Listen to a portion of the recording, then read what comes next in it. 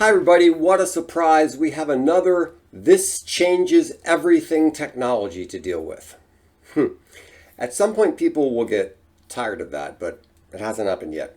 The latest thing is the Apple Vision Pro. I haven't used it. My comments are based on watching some videos and reading some articles. The new device is like a virtual reality headset, but it's more augmented reality. Apple calls it spatial computing, which is a reasonable name, actually.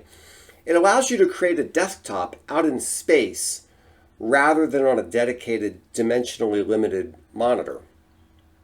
My first reaction is that nobody is going to want to wear that thing for very long.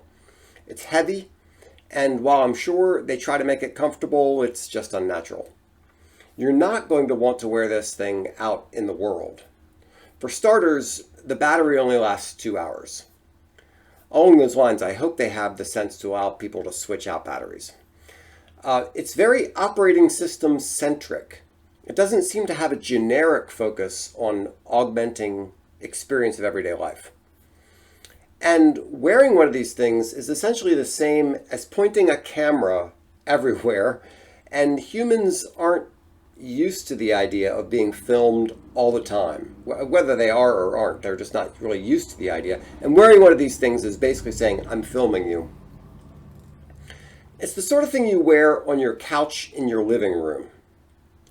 Now, my biggest question about the device was whether it has a new mode of input. It does, to some extent. It tracks your eye movements.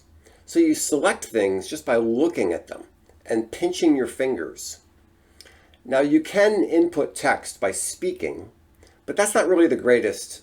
Imagine being on a train where half the people are talking to their headsets. That's not very practical. Now, it can integrate with the keyboard, which is very good, because at this moment, nothing beats a keyboard for entering information. There are no controllers, which tells me that Apple is still caught up in the arrogance of designing so-called intuitive interfaces. You will use this device the way we tell you to, which is arrogant, as I said, but also just plain stupid. People are different, and they need to be able to customize things to work best for them.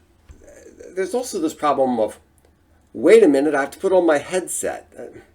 You know, the thing about a phone is it's right there in your pocket, right? This isn't like that. You have to find your headset. You have to put Apple Vision Pro is an interesting device. But as I foreshadowed in my book, The Intruder, which I'll link to below, the real change is going to be when the tech is in your eye and you can input your data without speaking.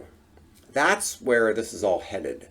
And the Apple Vision Pro is a decent step towards that goal, but I'm not sure I'd use one if somebody gave me one for free. And it's very expensive, by the way. Its starting price is $3,500. But this podcast is for publishers, so what should publishers make of this? First, you're going to be bombarded with nonsense about how this changes everything.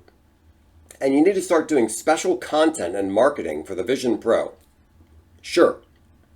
Just like we had to do special content for Pokemon Go, right? Ignore all that. Second, this will mostly impact movies, online gaming, and sporting events.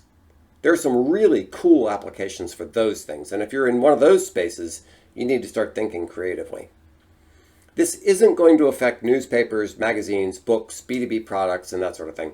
If you're in one of those spaces, my advice is to demote anybody who recommends a new strategy based on the Apple Vision Pro.